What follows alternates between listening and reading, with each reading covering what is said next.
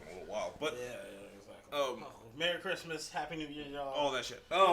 Yeah, fuck that. We got something to talk about. All right, so the most influential hip hop artists of all time. Exactly. So we start naming people off. Yeah, right? and obviously I think that like when we say influential, we should get into the other three that we named. Yeah, but at the same time, I also want to say that there's a bit of a caveat on like the early guys, KRS-One, and we're not talking about that. Like that's too early to say, like, you know what I mean? Like, yeah. You know what I mean? Like, you know what I'm saying? DMX and on is about when we're counting.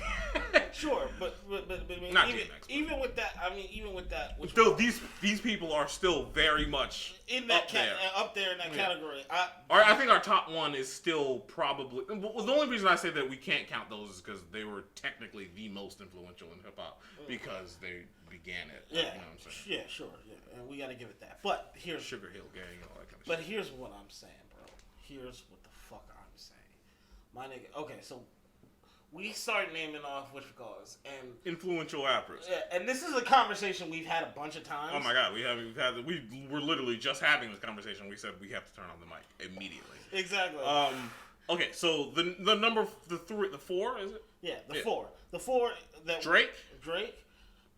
Don't sleep. He is one of the most influential rappers. There we go. He's one of the most influential rappers of all time, straight up, hands down. Word. A$AP Rocky. Yeah, A$AP Rocky.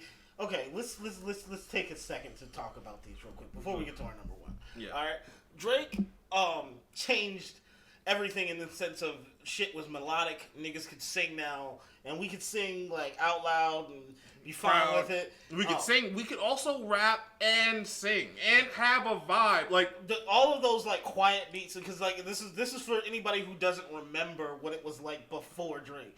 Y'all remember Successful? I just want to be. Y'all remember Marvin's Room and Successful? Yeah, I mean, like I'm trying to tell you, and like this nigga had bars at the same time. He had bars at the same time. Exactly. He could still rap and sing and like have like melodic beats, like actual like beats that weren't just like catered to like not even just hits, but like a different style of hit. Yeah, I mean, cause like he was having those songs where like it was like best I ever had. Yeah, but I'm saying it was like a quiet kind of like chill beat where it was like basically like an 808 every like 10 seconds. Exactly. It was just one melodic pad just going. Or you just get boom boom. Boom, boom, boom. And you know what I'm saying? This nigga had found a way to rap on those that was really cool. It was like that, like, where he takes breaks in the between. Exactly. And no one could even really steal that one. That one was just like, that was just his shit. Like, that was just his shit. Like, a lot of niggas tried. Oh my god. And you remember that? Like, so many little Drakes. So many little Drakes on Drake. There's still little Drakes coming out. There's still little Drakes coming out. Little Drakes will come out forever. Yeah. But yeah, but you know, those fucking bars where he'd be like, da da da da da da. Like, you know what I'm saying? And he just gives it like that little air, but whatever. I met my bitch down in Houston. Yeah, exactly.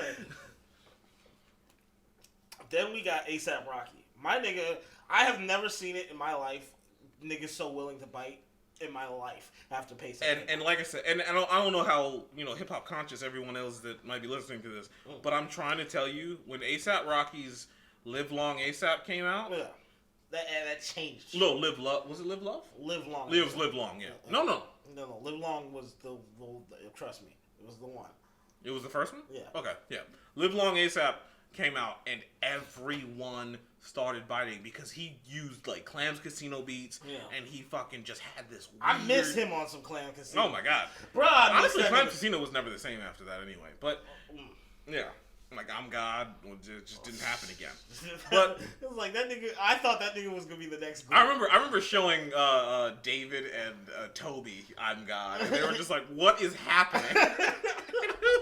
He showed some old heads, like some new age weird beat type shit, and it was just like, "What the fuck is this?" But I'm saying the success of just the beat "I'm God." I thought he was gonna be the next biggest beat. Yeah, I thought so too. But I feel like he was so low key and like no one really like people weren't that much into like going and grabbing a beat maker and like making them their guy at the time. Like they kind of were. Like a lot of people did use Clams Casino after that, but like it just wasn't as like. I wonder what I would sound like on a Clams Casino beat. I don't know. don't know. I have no idea. I mean, I feel like I have no idea. I mean, I remember when you took the challenge up of doing Clams. Oh man, I mean, you fucking nailed it. I didn't nail it because it was so early in my beat making career that I like. He taught me so much about, like, I mean, not just taught me, but like, you know, I shaped a lot of things that because I was so inspired by Clams Casino, Clams Casino, New Jobbies, and fucking, you know, Mad Lib, and just like a whole bunch of, you know what I'm saying, what's it called? And I was in the very cusp of lo-fi, and I was in the beginning. I didn't get to actually like flex my muscles, and because I wasn't good enough at the time. But yeah. But let's get to the next guy. No, well, first let me finish. ASAP Rocky. So many people bit him. It's ridiculous. Yeah. I mean, I wish I had names. Drake did. I'm trying to tell you the way, and like the thing is like you won't know unless you know. Exactly. There's like, really no way to show you other than to like, because Big Sean's next album after Peso came out was just Peso. Rocky. It was just peso. Exactly. And it's like, and you know, no shade on Big Sean, but because he's awesome too. But yeah, he is. He actually is. He's slept on, and I've always wanted to get like a platform to talk about the fucking Control Beat situation, but we'll talk about that for another day. Yeah. I'm just saying, quotables. If we talk about quotables, he might have had the better verse. This third one, I completely disagree with you with, and I just don't understand what you're getting at. He's like, everybody agrees when I said, yeah, this is the most agreed one that we have on the list. Is Young Thug. Other than Drake, maybe. Maybe, but Young Thug. Young Thug literally changed everything. I just don't remember what you're talking about. Like, I missed it, if it's true. The reason mumble rap happened was Young Thug. Yeah, alright. I trust you. Like, and you could kind of say Future, right? Yeah, Future, Young Thug, I think Fetty Wap was kind of coming out at the same... No. Yeah, I guess that was like the summer afterwards. Yeah, Fetty Wap was definitely a year or two later. Because I remember hearing Young Thug before everybody else did. And like I said, that's one of the benefits from like living in the hood is one of the benefits from living in the hood is you could like tell niggas like, oh, this is about to get popping like next. Yeah, exactly. Yeah. It's like I'm like listening to Young Thug and like niggas like didn't know who he was. And, yeah, what was that one song that was like on like one of his early tapes where it was like. Like he had one with Tyga that I think that was like right when he was about to blow up. Yeah, like he had this beat track with Tyga that was like, but anyway, but the number one guy on this list, the number one guys on this list. I will say it, and this is mostly what we're about to talk about. Yeah, we ran through the first few. Yeah, the fucking New Boys. Oh. My God. And like I said, I don't know how hip hop conscious is anybody who's going to be listening to this, but the fucking New Boys. Do you remember jerking? Do you remember like, you know, skinny jeans, jerking, and niggas dancing again? Swag in general. No. The word swag damn near came from this. Yeah. But that's what I'm saying. It upsets me how much people don't talk about what the New Boys did before hip hop. Like. Okay. They get more than bigger than hip hop. Yeah. They changed everything.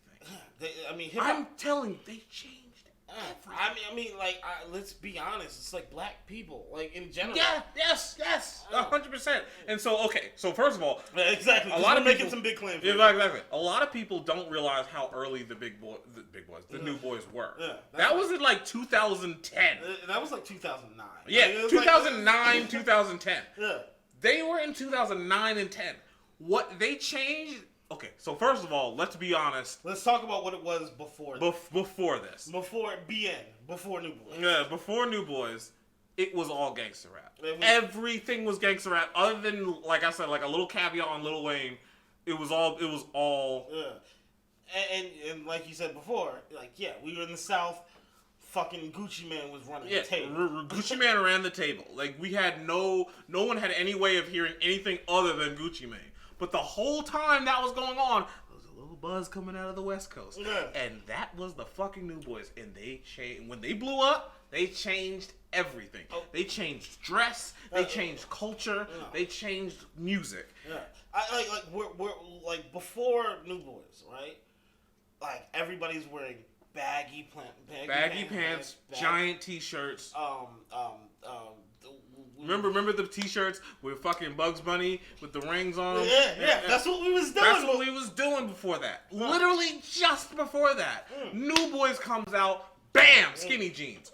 Right? And yes, we have corrected a bit. We're not as skinny as them. Well, the jeans ain't as skinny as them. But they brought fashion back into hip hop. Exactly. Fashion back into hip hop. They brought the idea of not just being gangster. Exactly. Because it was all gangster rap. And that's all you could do. You have to either be gangster or at least be able to be perceived as such. Exactly. No one was passing. And not just as rappers.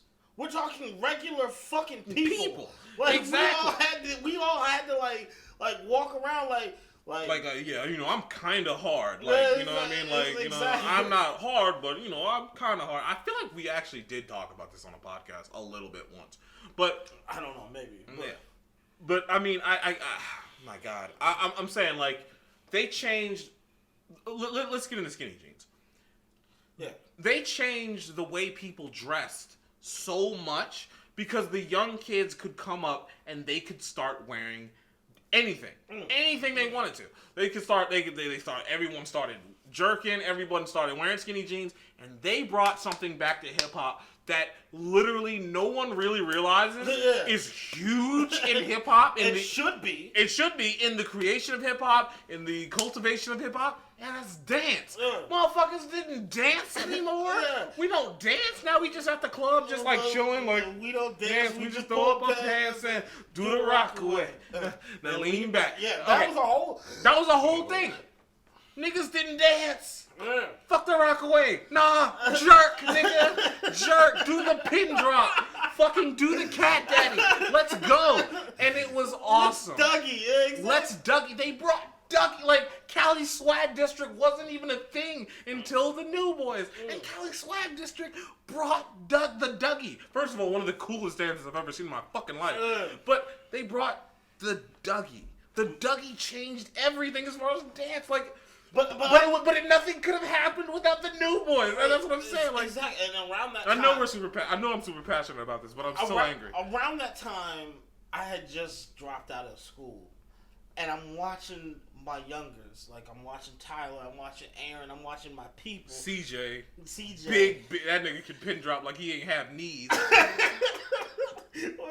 I'm watching my people. I'm watching Deshaun. Like, all the youngers, like, coming up. And they get to dance. Like, that shit made me so fucking happy.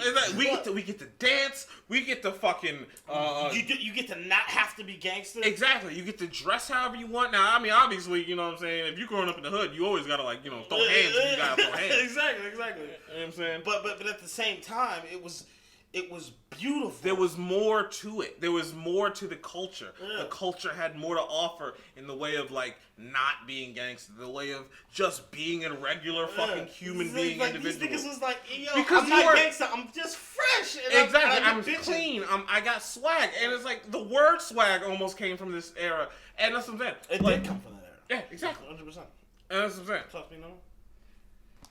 Like, and that's what I'm saying. Like you got... yeah. We were able to express ourselves in completely different ways, because before, you literally, if you weren't gangster, you were nerdy. Yeah. You know what I'm saying? Like, I couldn't really say that I was ever, I damn sure wasn't ever gangster, but like, I had to be. Yeah, you had to be. He literally just had to either be slightly affiliated or slightly. I remember feeling stupid as fuck because and look, I love my block. I always love my block.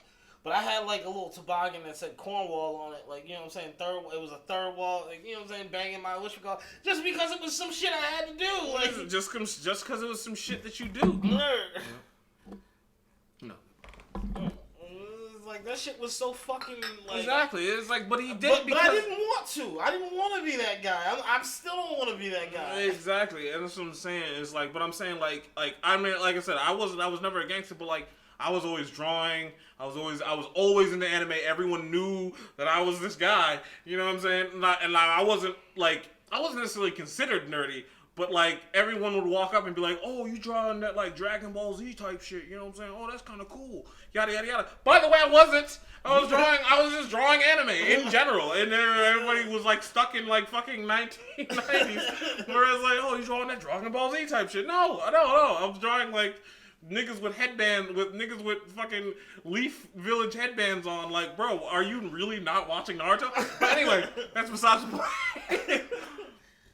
And they were, by the way, but because low-key black people like anime, and they always have. But and that's another conversation. That's a whole nother podcast. That's another conversation. You know what? That's a podcast about not just black people always like anime, but Asian and black people. We just have a thing. We have a thing. It's a thing. It's a thing. Another day. Another day. Okay, so what I'm saying is like. I like in that time, like I got to be like I ended up getting to be more expressive in other ways. Like I started getting, I mean, not just accepted more because I was always like, everybody know my name, but no one knows who I am. Like, yeah, type vibe. But like I'm saying, like there's so much expression that came out of it because I remember like Aaron like started wearing like neon blue fucking skinny jeans. He had the fro hawk. Like it was like everything changed. Like he had like this cool swag-esque time where motherfuckers was like, oh shit, Aaron's cool in this bitch. Like you know what I mean? And like, oh my god, like I mean it was fucking beautiful. I mean, like, cause we could talk about the culture change that they had.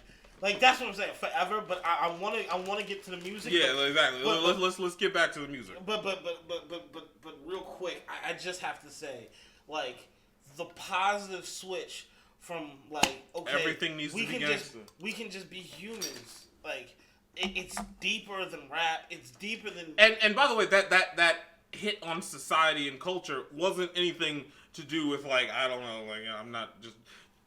To make sure no one's racist here, like it wasn't just like black people. It was because of disparity. Exactly. And when you're in disparity, being hard is probably more advantageous. Exactly. And that's why that culture spread like wildfire so hard, and why gangster rap is still and will always be a part of the culture because like it's in to some people it's important to be gangster. Like you just need to be that. Exactly. But you can, but then you could also be something else. Exactly. You could just be somebody who just exists. You could actually be academically gifted and still have swag enough to get bitches. Exactly. Just don't be lame now. Now that was the answer. It's just don't be lame now. You know what I'm saying? It was like I said, the switch, that switch, that part of the switch, like what else I'm gonna explain about the music, you can understand. But that part of the switch, I feel like you kind of have to have been there. Yeah. You kind of have to have been in 2007 and like everybody wearing flight jackets and shit and like, you know what I mean? Exactly. Everybody wearing flight jackets, everybody doing the same thing, and everybody kind of trying to fit in with this weird like gangsta-esque style. Exactly. And then going to fucking 2009, 2010 and seeing just how big of a switch that was. But boy, let's talk about the music. And let's start by saying, let's start by saying the New Boys were actually good at rap. Like, they could actually rap. Well, I should say that Legacy could rap. Exactly. Ben J was alright, he did his thing. I felt like Legacy was writing for him. I don't know. I still don't know, but I feel like that was the case. But Legacy actually had bars. Cashmere, that was one of my favorite fucking songs of all time. Jerk was actually a pretty decent song. I mean, it was a little corny now, but I remember Deshaun Jackson was fucking jerking whenever he got in the end zone. That shit was dope. Exactly. But this kind of shit became important, man. Exactly. But like after that, right? So then after that, and this shit spread like wildfire. Yeah. It was like 2009, 2010, complete stark difference. Exactly, it's completely stark difference. Because niggas was like, oh shit, we can, and like. Fashion got back into hip hop. So now, because fashion gets back into hip hop, because dance gets back into hip hop, because girls even get back into hip hop, there's like so many more fields of what to rap about. For what to rap about. So now, you know what we get? we get fucking Tyler the Creator and Odd Future. They pop out of the West Coast. Like, oh, well now we can be weird niggas. We can be weird niggas. So not only can we be fucking what's it called? We can be odd niggas at this point. And I mean black people. Like we can be weird and black. Like it was huge. And they did a by the way. I mean, that's another they deserve to be on the fucking list. Exactly. They deserve another list too because they actually impacted shit a lot pretty big. I mean, Supreme, get the fuck out of here. Yeah, exactly. Exactly. They basically made the shit. Like exactly. you know what I'm saying? Take off that box logo. Come on now, like that's the whole thing, bro. Exactly. Well, you know what I mean? Our Future comes out. We can be weird now. After that, Joey Badass comes out. So now we can just be good at rap. We can be good at rap again. Like niggas can rap like Biggie again. Niggas can do 90s New York style hip hop again. Bishop Neru's and fucking. You remember Joey Badass was like had everybody in pro era and they were just rolling through the streets on skateboards and shit rapping. That was it. Rapping on skateboards, not talking about being gangster, talking about busting dishes. Exactly. Since 9-5, mama was working 9-5. And I know the landlord fed up on our lives. So we praise to the gods, the Jahs, and the Allahs to keep us safe and watch our lives. I'm trying to tell you, bro. Like, niggas was actually rapping again. And it was fucking beautiful. And I'm not gonna lie, I was actually fed up with the 2007, 2008 era a long time ago. Exactly. Like, I was still listening to fucking Stan in, like, 2006 and 7 because I'm like, yo, where the rap at? Like, where's the fucking bars, bro? Like, where's the creativity? Like, exactly. You know, we were in a rut, and the New Boys changed, like that changed everything. Like that. So, now, Mac Miller can come out. Mac fucking Miller drops, and with kids, fucking kids. That album is so good. Like, you can listen to it right now. Exactly. If you know about the album, you know, and you're like, as soon as we said kids, you were like, oh shit, I'm in 7th grade again. Exactly. Fucking senior skip day. All I was doing was getting high and not going to school. So like, so senior skip day hits so fucking hard to this day. Exactly. Like, it just takes me literally back in time to 7th grade. If you go to the YouTube channel, the YouTube upload of Mac Miller Senior Skip Day. No, kids. Yeah, kids in general. Kids. The whole comment section is nothing but people talking about how they were where they were when they were listening. Exactly. I was in 6th grade. It was fucking crazy. Like, I was just smoking weed with. I was in 7th grade. I just got out of drama class, and I was in 8th grade. I was in college. Exactly. Fucking bitches and drinking all the time and partying. Let's go. And everybody fucking made the mistake of thinking that this motherfucker was another Asheroth or some shit like that. And no, he wasn't. He was a legend. And by the way, I knew he was a legend the second because like hip hop loved this kid more than I've ever seen hip hop love anybody.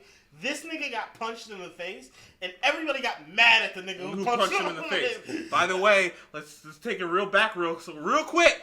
Let's take it back. New Boys. You don't have to be hard. You don't have to be gangster. You can get punched in the face on camera, and niggas feel bad for you. Exactly. Like that's what I'm saying. That's what they did. The New Boys brought in, like, gave Mac Miller space to exist. Exactly. So when Mac Miller's talking about skipping school, smoking weed, and having cool shoes. And having cool blue suede shoes stay crispy like bacon. Come on, bro. Like, it's not... it's like, I swear to God, I wish people understood how much of a change it was from 09 to 10. And it was just so huge. That's what I'm saying. But this is where it gets scary. Kendrick. J. Cole. These types of bars were back. So how do we really say that they didn't, like, because before that it was fucking. I think J. Cole and Kendrick could have made it in any era. Right? Yeah. Yes, absolutely. They would have always done what they did, but at the same time, the landing was so soft. Exactly. By the time they got in. And I have to say it, Kendrick in like 08, 07 was rapping about gangster shit too. Mm-hmm. He was able to make a fucking Section 80 in 2011 because the landscape changed and it was like, okay, I don't have to I don't have to be the gangster. I can just tell the stories of the gangsters of a kid who lives around this shit. Exactly, and how distraught you feel in this environment, and how stunted you feel in this environment, and it was just like. And out of that came one of the greatest albums. I might say the greatest album of all time. Basically the greatest. But one of the greatest hip hop albums of all time, Good Kid, Mad City. You know what I'm saying? Like, and this is. Once again, we don't want to lose the connection to New Boys. New Boys. Making all of this possible. Action Bronsons. Action Bronsons popped out of the woods. Popped out of nowhere.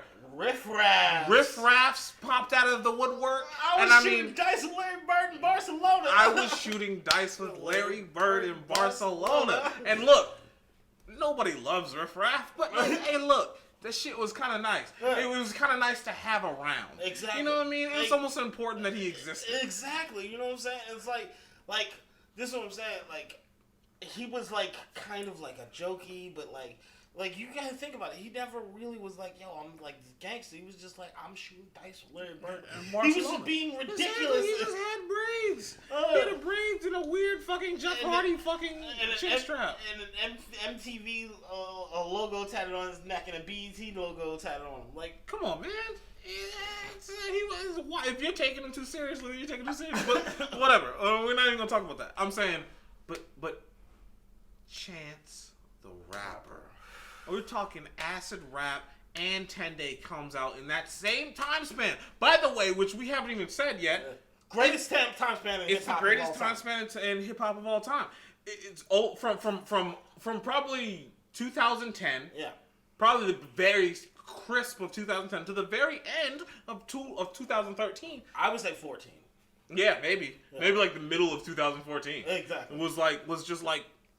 Such a solid period. Exactly, of time. Because you could get so many great albums. You go look up that fucking 2012 freshman class, and it's fucking disgusting. Exactly. Because guess who's in that bitch? Big Crit, a nigga we didn't even name yet. Oh my god. I'm trying to tell you, bro. Big Crit's making music videos where he's just like this janitor. And that's what I'm saying. We were able to be creative and like with just fashion, dance, exactly. The music videos. There was no more big booty bitches shaking their ass and niggas twisting up gang signs. I mean, obviously that still exists. It still exists, and I love that it still exists. Exactly. I want that around, of course. Never get rid of that. No, never forget 2011 Absol. Never forget 2011 to 2014 Absol. Absol was dropping features, and every time he bodied whoever the fuck he was rapping with. When was Control? That makes sense. When was Control? And I'm a king. That makes sense. There's 32 ounces in a liter. Oh my god. What was the bar before that? I smoke a lot of O's. I smoke a lot of O's. Like the letters P and N. We have to start watching CNN to see it in. But no, I'm saying, fuck it. When was Control? I think Control might have been like 2015, 2016. Yeah. But I don't know. Not 16. I don't know when the fuck was Control. Was it? What definitely was it as late as 16?